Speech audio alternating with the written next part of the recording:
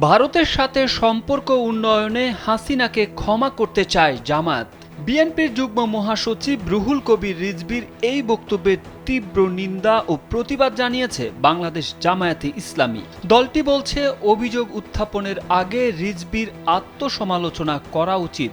কারা দলীয় টিম নিয়ে ভারত সফর করে তাদের সঙ্গে সখ্য গড়ার চেষ্টা করেছেন তা জনগণ খুব ভালো করেই জানেন। ২৯ ডিসেম্বর এক বিবৃতিতে জামায়াতের সহকারী সেক্রেটারি জেনারেল মাওলানা রফিকুল ইসলাম খান এসব কথা বলেন। বিবৃতিতে জামায়াতে ইসলামী কখনো মোনাফেকি করেনি উল্লেখ করে দলটির পক্ষ থেকে পাল্টা জবাবে বলা হয়েছে, রিজভী অবশ্যই অবগত আছেন ২০১৮ সালে প্রতিষ্ঠিত জোটকে এড়িয়ে ভিন্ন মতের লোকদের সঙ্গে জোট করে ক্ষমতায় যাওয়ার জন্য যে ঐক্য করা হয়েছিল তা কি জাতির সাথে মোনাফেকি নয়? জনগণ এই রাজনৈতিক ছন্দপতনের ইতিহাস ভুলে যায়নি।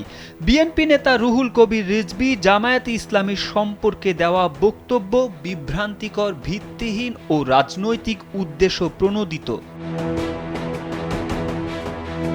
তিনি আরও বলেন, রুহুল কবির রিজভী জামায়াতে ইসলামীর দিকে ইঙ্গিত করে বলেছেন, ৫ আগস্টের পর একটি রাজনৈতিক দলের আত্মসাৎ দেখেছে জনগণ। কারা পায়ের রগ কাটে তাদের চিনে জনগণ। ঘোলা পানিতে মাছ শিকারের চেষ্টা করছে ৭১-এর বিরোধিতাকারী জামায়াত। রিজভীর এই জাতীয় বক্তব্য বিগত কয়েক দশক যাবৎ প্রচার করা হচ্ছে। রক কাটা, ঘোলা পানিতে মাছ শিকার, ৭১-এর বিরোধিতা, এসব বক্তব্য জনগণ বহু আগেই প্রত্যাখ্যান করেছে। রিজভী জামায়াতের বিরুদ্ধে এসব কথা উচ্চারণ করে কি অর্জন করতে চান তা জনগণের কাছে স্পষ্ট নয়। তারেক আহমেদ, কালবেলা।